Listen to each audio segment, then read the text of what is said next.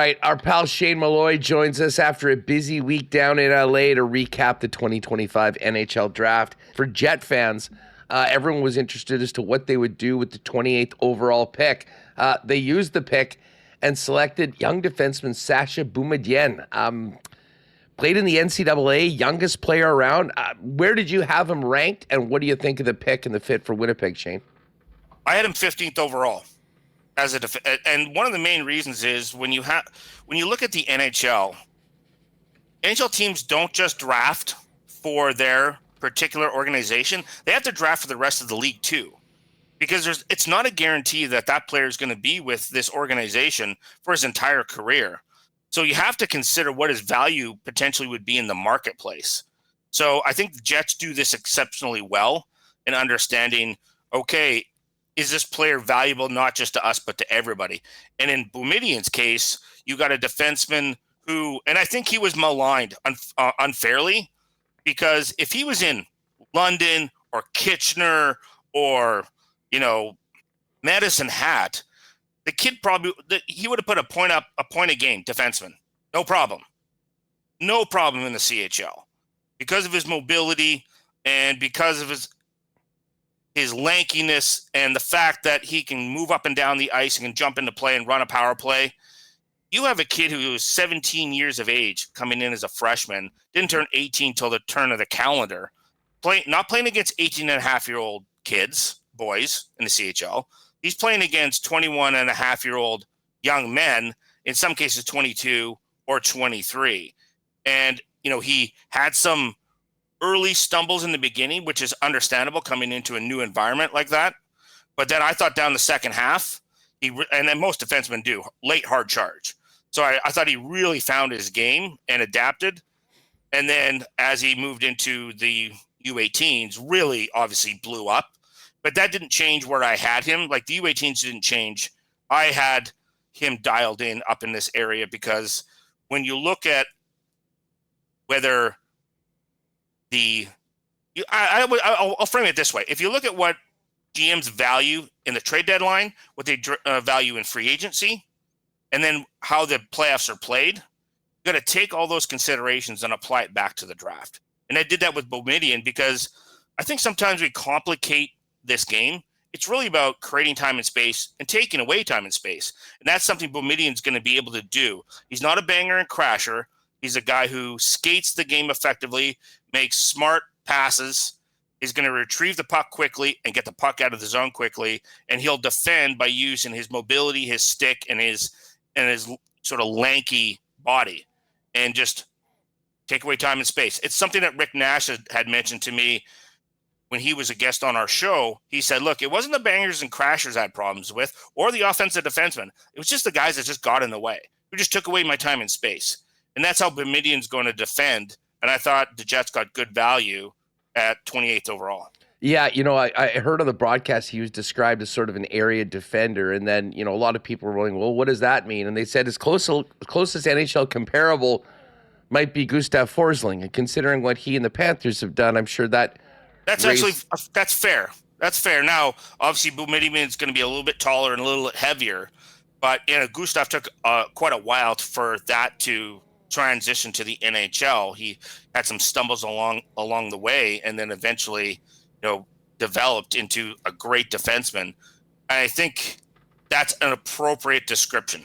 He's just take away time and space, get the puck out of the zone as soon as possible, join the rush because of your mobility, and then be able to produce points up like once you get into the offensive zone because he's smart about moving the puck.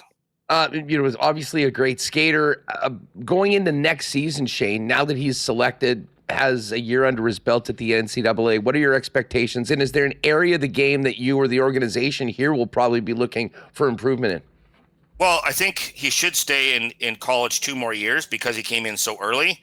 I don't like to see 19 and 20-year-olds in the American Hockey League unless you can absolutely help it. It's too tough of a league. I would be for him. Look, he's not a physical player, but I want him to play a little bit stiffer. That's going to come as he matures physically. He hasn't grown into his man body yet, so that'll happen. I like to see him a little bit more consistent in terms of moving the puck out of the zone. Early on, he took some risks that were unnecessary, and that can be cleaned up. That's really about just making sure that you manage the puck more effectively and just being able to defend down low and understanding how to use leverage, how to understand how to use gap on defenders, how to get underneath armpits and get into knees and get on the hips and tie up sticks. Look, Jimmy Roy and his development staff, they're going to love this kid. And there's lots of runway for development.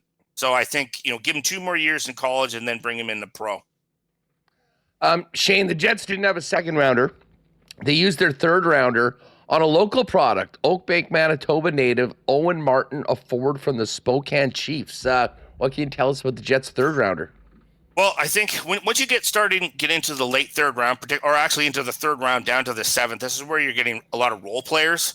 Now, occasionally you're going to get a later round pick that turns into a second line player or a top 4 defenseman.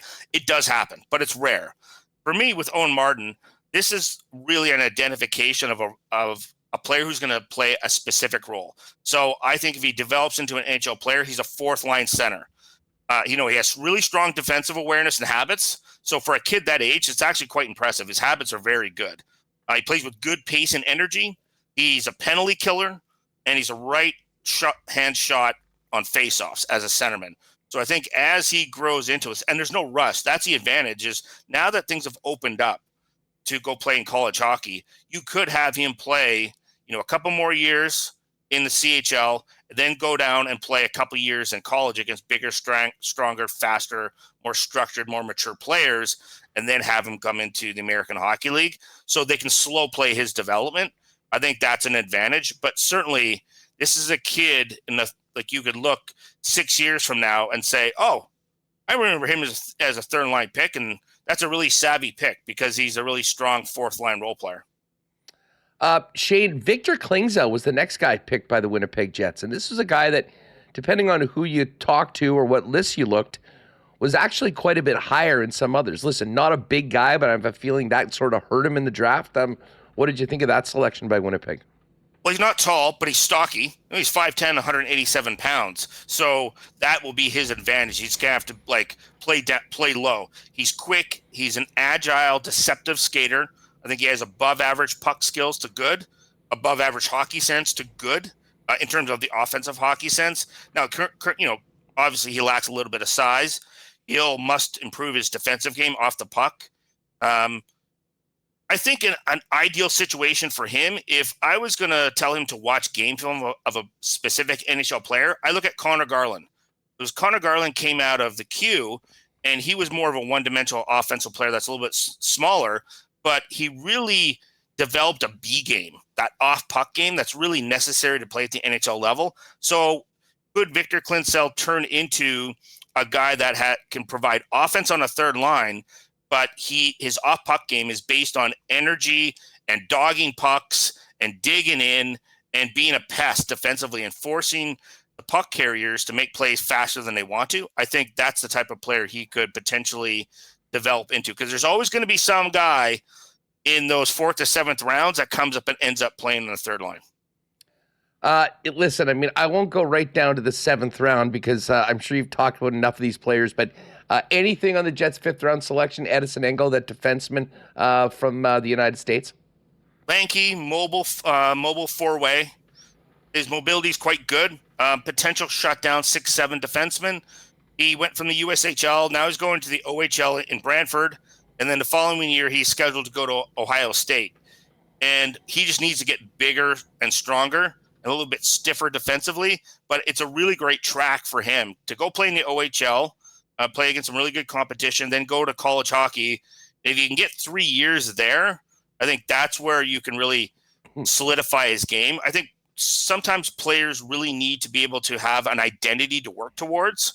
And I think for him, because of his mobility, he could end up being one of those shut-down mobile defensemen, again, who just, 6'7" defenseman who can take away time and space, uses mobility, and just plug and play, and you don't have to worry about him. So for him, if he goes towards that more shut-down defensive role, he has less things to learn and adapt to and perfect than if he was going to be more of a two-way guy who had to provide some offense and push the puck up the net, up the ice and transport a little in that area as well. So I think that's an opportunity. I like when players understand what their identity is as early as possible, so then they can work towards it as quickly as possible.